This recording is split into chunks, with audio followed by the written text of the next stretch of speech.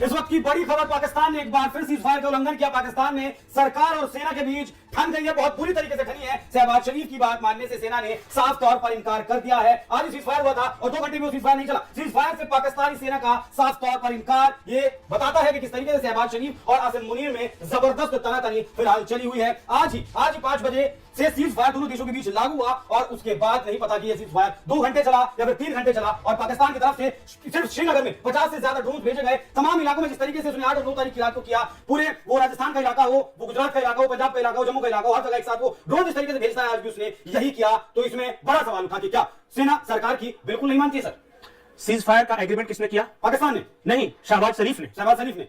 Donald Trump ने बात किससे की? शहबाज शरीफ से। मुनीर से भी की। मुनीर से बात की, लेकिन मुनीर ने एक्सेप्ट नहीं किया।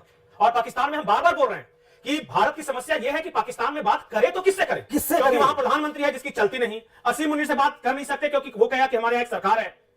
वहां जो बाकी जो तंजीमें हैं, जैसे आतंकवादी संगठन है, उनसे बात डायरेक्ट की नहीं जा सकती। यही पाकिस्तान की सबसे बड़ी समस्या रही है। और इस वक्त जो बड़ी खबर है, जिस तरह से शहबाज शरीफ और असीम मुनीर में ठन गई है और सेना ने साफ साफ इनकार कर दिया है शहबाज शरीफ की बात मानने से, पाकिस्तानी सेना ने सीज फायर से इनकार कर दिया। उसके बाद देखिए क्या होता है, कल से दोगुने वेग से, बिल्कुल इंटेंसिटी ज्यादा है। अरे हमारे वैष्णो देवी को निशाना बना दिया भाई। सर, आपको 20 मिनट में 50 से ज्यादा धमाके किए गए। अरे 50 से ज्यादा ड्रोन भेजे गए। अरे हमारे श्रीनगर को निशाना बना रहे हैं, हमारे वैष्णो देवी को निशाना बना रहे हैं, पोखरण में ड्रोन डिटेक्ट हो रहा है, पठानकोट में हो रहा है, हमारे करतारपुर कॉरिडोर को निशाना बनाया जा रहा है। आप बताइए इससे बुरी स्थिति और क्या हो सकती है? नहीं हो सकती। इसलिए मैं बार बार बोल रहा हूं कि पाकिस्तान दोगला देश है, उसकी दोगलाई पे बिल्कुल भरोसा नहीं करना चाहिए। आप जरा सोचिए कि अगर इस सीज फायर की बात सुनकर हमारा S-400 थोड़ा ठंडा होने लगता, हमारा जो आकाश सिस्टम है थोड़ा रिलैक्स होने लगता, या बीएसएफ के जवान थोड़े ढीले हो जाते, लेकिन हम जानते हैं कि पाकिस्तान पे भरोसा नहीं करना है। 47 से जेलता है। लेकिन बड़ी बात यह है कि बीएसएफ को भी गृह मंत्रालय से सीधा आदेश दिया गया कि जवाबी कार्रवाई आप करें। मतलब अब मुझे लगता है कि सीधा जो गृह मंत्रालय से आदेश दिया गया उसके बाद पाकिस्तान अब बचने वाला नहीं है। सर, एक बात मैं बार बार बोलता हूं कि ये खुली छूट हम बोलते हैं। अरे सीधे बोल दो कि मारेंगे घुस के और हर तरीके से मारेंगे। ये देश जो है दुनिया के किसी नियम कानून को नहीं मानता। ये भारत की बात नहीं मानता। आज ट्रंप की बेइज्जती करवा दी। पाकिस्तान के बारे में एक बात स्पष्ट रूप से कह देता हूं कि हम आतंकवादी ढूंढते हैं, लेकिन पाकिस्तानी फौज ही आतंकवादी है। इस बात को स्वीकार कर लेना चाहिए।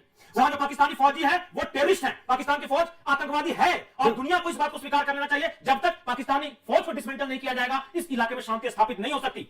आज बड़ी बात यह है कि श्रीनगर में 50 धमाके हुए हैं, तो आप अंदाजा लगाएंगे कितनी जल्दी कितने रॉकेट दागे गए होंगे या फिर ड्रोन भेजे गए होंगे। उनका मकसद था ज्यादा से ज्यादा नुकसान पहुंचाना। हाँ। उनका मकसद था हमारी माता वैष्णो देवी को नुकसान पहुंचाना। उनका मकसद था राजस्थान की सीमा में जो सिख कॉरिडोर, बताइए उन्होंने सिखों पे हमला किया, करतारपुर सिख कॉरिडोर के बहाने, उन्होंने माता वैष्णो देवी के बहाने हिंदुओं पे हमला किया, उन्होंने क्रिश्चियन चर्च पे हमले किए। वो भारत के हर धर्म को निशाना बना रहे हैं। वो एक खास मकसद से ये कर रहे हैं, समझिए। वो चाह रहे हैं कि इस पूरे नैरेटिव को इस्लाम बनाम दूसरा धर्म किया जाए। वो डोनाल्ड ट्रंप की बात कैसे मानेंगे? डोनाल्ड ट्रंप तो क्रिश्चियन है।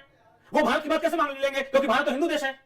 आप समझिए, वो सिख का तो कोई है नहीं, तो उनकी बात मानेंगे नहीं। लेकिन सिख गुरुद्वारे को निशाना बना रहे, करतारपुर कॉरिडोर को निशाना बना रहे। अभी भी समझ में नहीं आ रहा है क्या कि पाकिस्तानी फौज की मंशा क्या है? वो अपने प्रधानमंत्री की नहीं सुन रहा है। बताइए किससे हम बात करने जाए?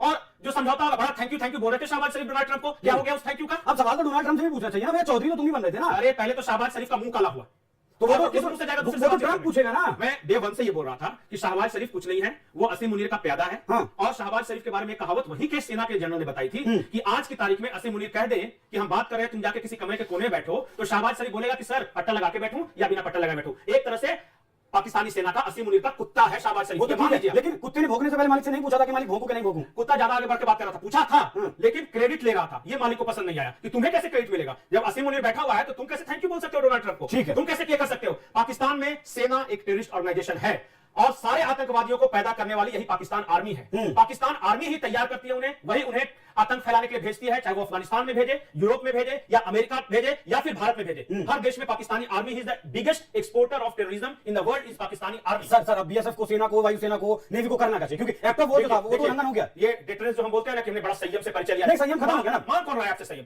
अब आप ऐसा जवाब दो कि उनकी नस्लें याद नहीं, वो तो चाहते हैं ना युद्ध हो, वो तो चाहते हैं लड़ाई हो। तो लड़ाई में ऐसी मार मारो ना कि आगे से भविष्य में कभी चाहे नहीं। ठीक है, किसी चाहत को तो खत्म करना है। एक्ट ऑफ वॉर जिसका उल्लंघन आज पाकिस्तान ने किया, वो क्या होता है आपको एक बात बता दूं कि अगर कोई देश किसी दूसरे देश के खिलाफ हमलावर कदम उठाता है, जैसे कि सैनिक हमला, ड्रोन या मिसाइल से हमला, हवाई घुसपैठ, साइबर अटैक या फिर नौसेना से घेराबंदी, तो ये एक्ट ऑफ वॉर कहलाता है। और किसी भी देश की संप्रभुता, सुरक्षा या नागरिकों को नुकसान पहुंचे तो एक्ट ऑफ वॉर कहलाता है। और भारत सरकार ने आज कहा था कि अगर एक्ट ऑफ वॉर का इस बार उल्लंघन होता है, सीज फायर का, तब हम इसे युद्ध का आगाज मानेंगे, इसे युद्ध की चेतावनी मानेंगे। तो मतलब मैं कह दूं कि युद्ध छिड़ चुका है। युद्ध पाकिस्तान ने अपनी ओर से छेड़ दिया है।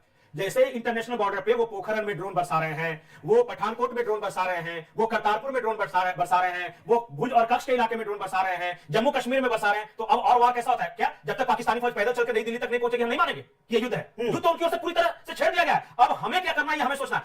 बताइए, फतह मिसाइल का उपयोग कर लिया उन्होंने, अब इससे बड़ा क्या होगा? हमारी दिल्ली की तरफ निशाना साधते हुए फतह चला था, वो तो हरियाणा के शीर्ष में गिरा दिया ना। अब बताइए और कैसे जंग का ऐलान? अब तो सीधी ब्रह्मोस मारनी चाहिए ना, जो भारत सरकार जो करे। लेकिन एक बात है कि पाकिस्तान पे भरोसा नहीं था, न है, न अच्छा एक और मेरे दिमाग में बात आई, अब क्या पाकिस्तान दो तरफ से मारा जाएगा? अमेरिका भी मारेगा और भारत भी मारेगा? करने वाला एक बात जान जाइए, बेइज्जती का एहसास नहीं हुआ? नहीं, अमेरिका कुछ नहीं करने वाला। अमेरिका फिर से शांति की बात करेगा। आप जान जाइए कि आपको समझ में नहीं आया कि इस वार लाइक सिचुएशन में आईएमएफ जो है वो पाकिस्तान को क्यों मदद दे रहा है, पैसे क्यों दे रहा है। जिस दिन इस बात को समझ में जाएगा ना, उसी दिन ये अमेरिका, आईएमएफ, वर्ल्ड बैंक सब एक ही है जी।